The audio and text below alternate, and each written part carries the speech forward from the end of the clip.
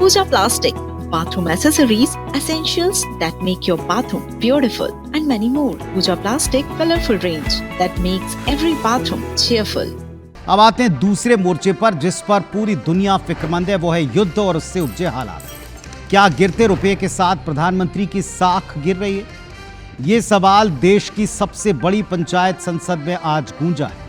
मार्च 2026 में युद्ध की तपिश के बीच में देश की अर्थव्यवस्था में भी उबाल। अमेरिकी डॉलर के मुकाबले भारतीय रुपया 94.88 से फिसलकर 95.14 के अब तक के रिकॉर्ड निचले पायदान पर है। विपक्ष इस पर हमलावर है तो सरकार वैश्विक संकट का हवाला दे रही है।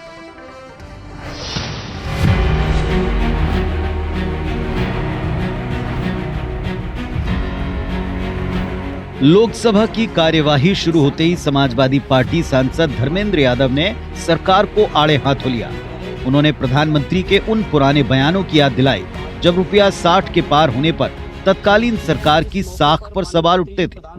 आज जब रुपया शतक लगाने की दहलीज पर है तो विपक्ष इसे सीधे सीधे प्रधानमंत्री मोदी की साख से जोड़ रहा है।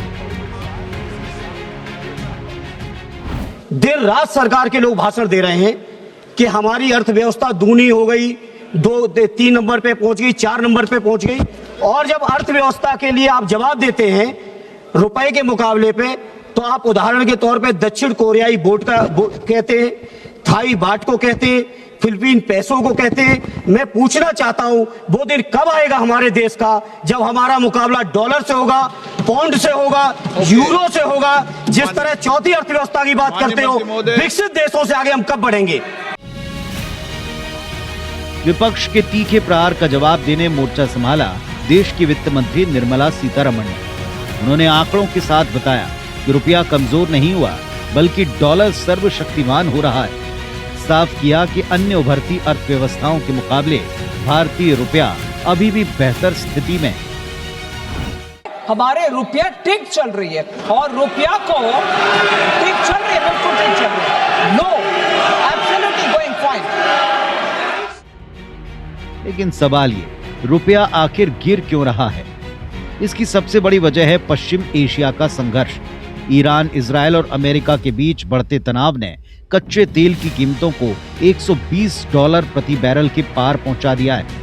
तेल के दाम में लगी इस आग ने डॉलर की डिमांड बढ़ा दी और रुपया इसके दबाव में है। वहीं विदेशी निवेशक यानी FIIs भारतीय बाजार से भारी मात्रा में पैसा निकालना शुरू कर चुके हैं। रुपए की इस ऐतिहासिक गिरावट ने आम आदमी की फिक्र बढ़ा दी, क्योंकि कच्चा तेल महंगा होने का सीधा मतलब आपकी जेब पर महंगाई की मार बढ़ना है। देखना यह है RBI इस फ्री फॉल को रोकने के लिए क्या कदम उठाती है। Bureau report, IBC 24।